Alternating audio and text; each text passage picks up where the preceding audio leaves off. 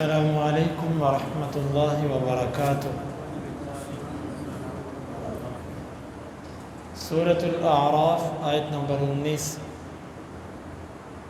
اعوذ باللہ السمیع العلیم من الشیطان الرجیم من ہمزہ ونفخہ ونفثہ۔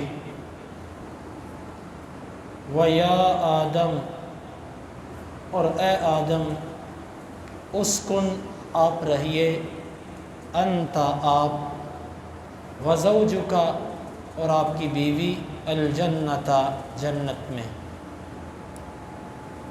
فکلا، پس تم دونوں کھاؤ، من حیث، جہاں سے، شئتما، تم دونوں چاہو، ولا تقربا، اور نہ تم دونوں قریب جانا، ہذہ، اس، الشجرہ، درخت کے، فتکونا، پس تم دونوں ہو جاؤ گے، من سے، الظالمین، ظلم کرنے والے۔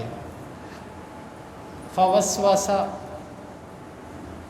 پس وسوسہ ڈالا، لہما، ان دونوں کے لیے، الشیطان، شیطان نے، لیبدیا، تاکہ وہ ظاہر کر دے، لہما، ان دونوں کے لیے، ما، اس چیز کو، وریا، چھپایا گیا تھا جسے، عنہما، ان دونوں سے، من سے، سوآتہما، ان کے ستر، وقال، اور اس نے کہا، ما نہاکما، نہیں تم دونوں کو منع کیا، ربکما، تمہارے رب نے، عن ہذہ، اس، الشجرہ، درخت سے، الا، مگر، ان، یہ کہ، تکونا، تم دونوں ہو جاؤ، ملکین، فرشتے، او تکونا، یا تم دونوں ہو جاؤ، من سے، الخالدین، ہمیشہ رہنے والے۔ وقاسمہما، اور اس نے ان دونوں کو قسمیں ڈالی، انی، بے شک میں، لکما، تم دونوں کے لیے، لمن، البتہ سے ہوں، الناصحین، خیر خواہ، خیر خواہی کرنے والے۔ وَيَا آدَمُ اسْكُنْ أَنْتَ وَزَوْجُكَ الْجَنَّةَ، اے آدم، تو اور تیری بیوی جنت میں رہو، فَكُلَا مِنْ حَيْثُ شِئْتُمَا، اور تم دونوں جہاں سے چاہو کھاؤ، وَلَا تَقْرَبَا هَذِهِ الشَّجَرَةَ، اور تم دونوں اس درخت کے قریب نہ جانا، فَتَكُونَا مِنَ الظَّالِمِينَ، پس تم ظلم کرنے والوں میں سے ہو جاؤ گے۔ فَوَسْوَسَ لَهُمَا الشَّيْطَانُ، پس ان دونوں کے لیے شیطان نے وسوسہ ڈالا، لِيُبْدِيَ لَهُمَا مَا وُورِيَ عَنْهُمَا مِنْ سَوْآتِهِمَا، تاکہ وہ ان دونوں کے لیے ان سترگاہوں کو ظاہر کر دے جو ان سے چھپائی گئی تھی۔ وَقَالَ مَا نَهَاكُمَا رَبُّكُمَا عَنْ هَذِهِ الشَّجَرَةِ، اور اس نے کہا، تم دونوں کو تمہارے رب نے اس درخت سے نہیں روکا، إِلَّا أَن تَكُونَا مَلَكَيْنِ أَوْ تَكُونَا مِنَ الْخَالِدِينَ، مگر اس لیے کہ کہیں تم دونوں فرشتے نہ بن جاؤ، یا تم دونوں ہمیشہ رہنے والے نہ ہو جاؤ۔ وَقَاسَمَهُمَا إِنِّي لَكُمَا لَمِنَ النَّاصِحِينَ، اور اس نے ان دونوں کو قسمیں ڈالی کہ یقیناً میں تم دونوں کے لیے خیر خواہی کرنے والوں میں سے ہوں۔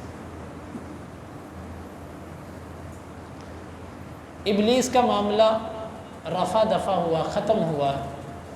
اللہ تعالیٰ نے آدم علیہ السلام سے کہا کہ اب آپ اپنی بیوی کو لے کے جنت میں رہنا شروع کر دو۔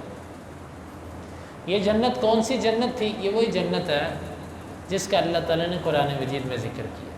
بعض لوگ کہتے ہیں نہیں جی، اس جنت سے مراد نا ایک عام قسم کا باغ ہے جو دنیا میں تھا، اللہ نے کہا تم اس باغ میں چلے جاؤ۔ یہ بات غلط ہے۔ جنت سے مراد جنت ہی ہے۔ قرآن مجید کے اندر جہاں بھی جنت کا لفظ آیا اور الف لام کے ساتھ اور مطلق آیا جہاں پر، اس سے جنت ہی مراد ہے، تو لہٰذا اس سے خام خواہ تعبیر کرنے کی ضرورت نہیں ہے۔ اللہ تعالیٰ نے فرمایا آپ اور آپ کی بیوی جنت میں رہنا شروع کر دو۔ یہ دونوں جنت میں رہے، لیکن اللہ تعالیٰ نے ایک حکم دیا، فرمایا کہ تم دونوں نے، ہاں جہاں سے تمہارا دل کرے تم کھاؤ، کوئی پابندی نہیں، لیکن اس درخت کے قریب نہیں آنا۔ بعض لوگ کہتے ہیں جی وہ جنت ہی کیسی جس میں پابندی ہو۔ ہم کہتے ہیں کہ میرا رب چاہے تو پابندی لگائے، چاہے تو نہ لگائے۔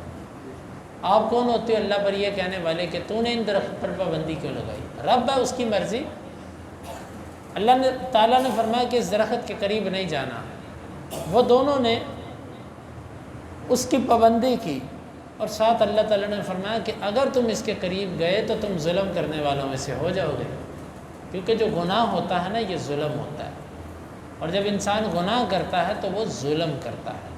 ہمارے نزدیک تو ظلم صرف یہی ہوتا ہے نا کہ کسی پر ظلم کر دیا، کسی بندے پر زیادتی کر دی، لیکن ہر گناہ جو ہوتا ہے یہ ظلم ہوتا ہے، اور گناہ کوئی بھی کرے اس کا اثر ہوتا ہے۔ دیکھیں یہ آدم ہیں، پہلے انسان ہیں جس کو اللہ نے اپنے ہاتھ سے بنایا، اور ان کی زوجہ اماں جان حوا ہیں جن کو اللہ تعالیٰ خود جنت میں داخل کر رہا ہے، اللہ ان سے کہہ رہا ہے۔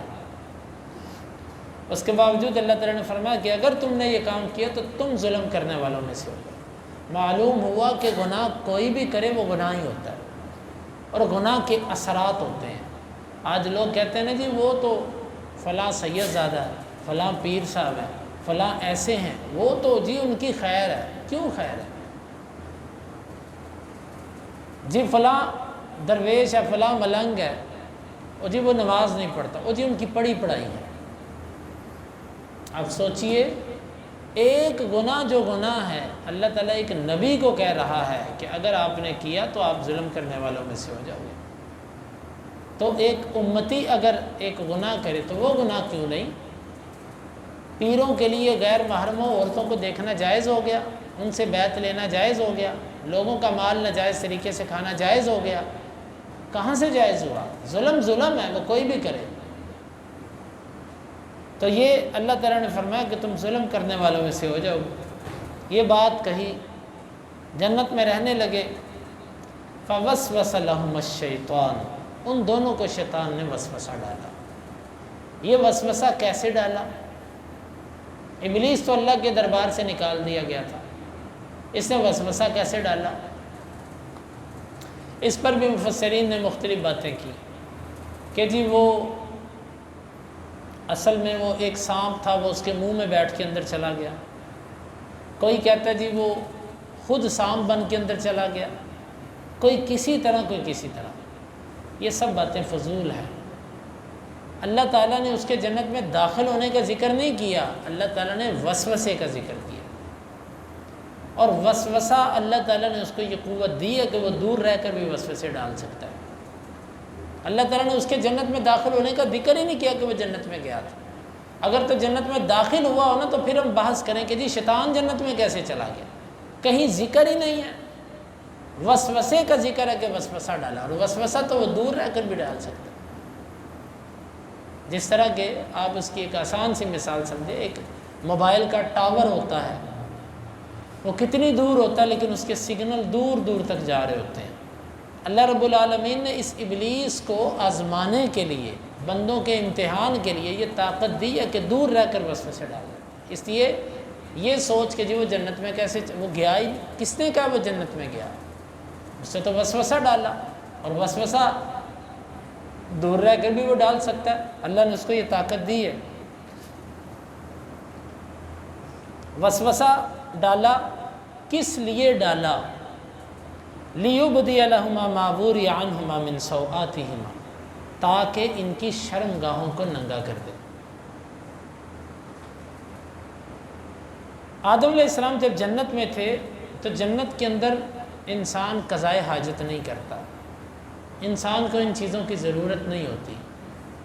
اس لیے بعض مفسرین نے لکھا کہ آدم علیہ السلام نے اپنے جسم کو بھی اعضاء میں ڈھکا ہوا ہی دیکھا تھا، دیکھا ہی نہیں تھا اپنا جسم۔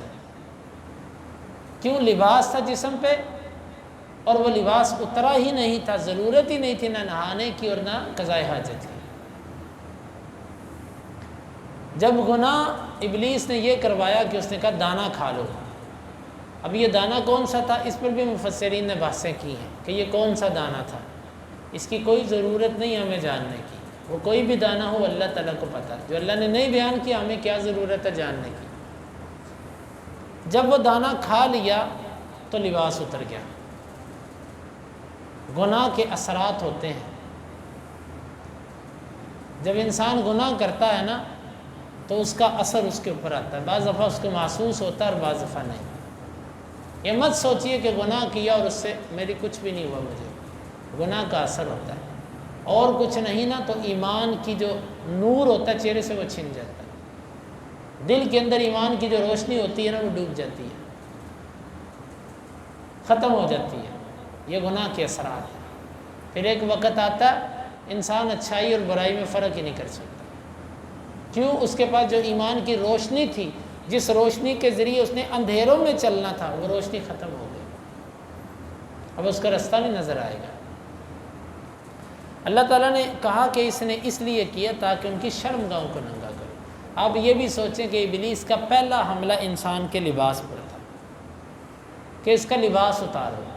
آج بھی کفار اور مغرب کا حملہ مسلمانوں کے لباس پر ہے کہ ان کی بچیوں کو پہلے تنگ لباس پہنایا، مسلمانوں کی بچیوں کو، پھر اس کے بعد ہاف بازو، اور پھر اس کے بعد یہاں تک اب نیا سے نیا لباس کا ماڈل، نیا سے نیا لباس کا ڈیزائن، تاکہ ان کو ننگا کرو۔ وہی ابلیسی سوچ، شیطانی سوچ۔ شیطان بھی یہ چاہتا تھا کہ کسی نہ کسی طرح آدم کی شرمگاہ دکھاؤں۔ کیوں؟ جب انسان کی شرم ختم ہو جاتی ہے نا، پھر وہ بے شرم ہو جائے، پھر وہ جو مرضی کرتا ہے۔ آج مغرب کا بھی اور شیطان کا یہی ان کا مقصد ہے، کسی نہ کسی طرح آدم اور مسلمانوں کی اولاد کے اندر شرم ختم کرو، پھر ان سے جو مرضی کروا دو۔ آج دیکھیں ٹی وی پر اور ان چیزوں پر وہ ننگی عورتیں کھڑی کر رہا ہے آپ کے سامنے برائے نام لباس۔ اس کا مقصد کیا ہے کہ بے حیائی پھیلاؤ۔ بے حیائی کیسے پھیلے گی؟ لباس اتر جائے۔ تو یہ ابلیس کا اصل مشن تھا جس کو آج کفار یہ پورا کر رہے ہیں۔ آ کر اس نے کیا کہا؟ اس نے اللہ کے بارے میں بدگمان کیا۔ جب کبھی بھی اللہ کے کسی فیصلے پر دل میں الٹ خیال آئے نا، سمجھو یہ شیطان ڈال رہا ہے۔ یہ اپنے آپ کو اس نے یہ باور کروایا کہ اللہ تمہارا خیر خواہ نہیں ہے، میں تمہارا خیر خواہ ہوں۔ نعوذ باللہ۔ کیسے؟ کہنے لگا اللہ نے تمہیں اس درخت سے اس لیے روکا ہے کہ اس کا دانہ کھا کے کہیں تم فرشتے نہ بن جانا یا ہمیشہ ہمیشہ جنت میں ہی نہ رہ جانا، اور میں تو تمہارا خیر خواہ ہوں، میں تو چاہتا ہوں کہ تم ہمیشہ جنت میں رہو، اللہ نہیں چاہتا۔ نعوذ باللہ۔ آپ اندازہ کریں، اپنے آپ کو اللہ سے زیادہ خیر خواہ ثابت کر رہا ہے، اور یہ ایسے ہوتا ہے۔ یقین مانیں، ابلیس جب بھی کوئی حرام کام کرواتا ہے نا، وہ یہی کہہ کے کرواتا ہے یار یہ تو ضرورت ہے، اس کے بغیر تو گزارا ہی نہیں ہے، یہ تو انسانی تقاضا ہے، خواہش ہے، اس کے بغیر کیسے پورا ہو سکتا ہے؟ اسلام کی ساری باتوں پر تو ہم عمل نہیں کر سکتے۔ یوں رب سے بدگمان کرتا ہے، یعنی یہ باور کروانے کی کوشش کرتا ہے کہ تیری ضرورتیں رب نے پوری نہیں کی، تیری ضرورتیں حرام کے اندر ہیں۔ حالانکہ انسان کی کوئی ضرورت ایسی نہیں ہے جو حلال سے پوری نہ ہوتی، لیکن ابلیس اس کے بعد باوجود یہ غلط کام کرواتا ہے۔ رب سے بدگمان، انسان گناہ تب کرتا ہے جب رب سے بدگمان ہوتا ہے، یہ یاد رکھیے گا۔ جب تک انسان رب سے بدگمان نہیں ہوتا نا، وہ گناہ کی طرف نہیں جاتا۔ جب وہ یہ کہتا ہے نا کہ یار یہ ہونا چاہیے تھا، یہ کیوں نہیں ہوا، پھر رب سے وہ ہو گیا بدگمان، یعنی ہونا چاہیے تھا رب نے نہیں کیا، پھر وہ دوسری طرف چلا جاتا ہے۔ تو اس نے سب سے پہلے اللہ تعالیٰ سے بدگمان کیا اور یہ باور کروایا کہ میں تمہارا خیر خواہ ہوں، میں تمہیں جو کہہ رہا ہوں نا وہ ٹھیک ہے، اور اسی پر اکتفا نہیں کیا۔ وقاسمہما، اور ان دونوں کو قسمیں دی، اللہ کی قسمیں۔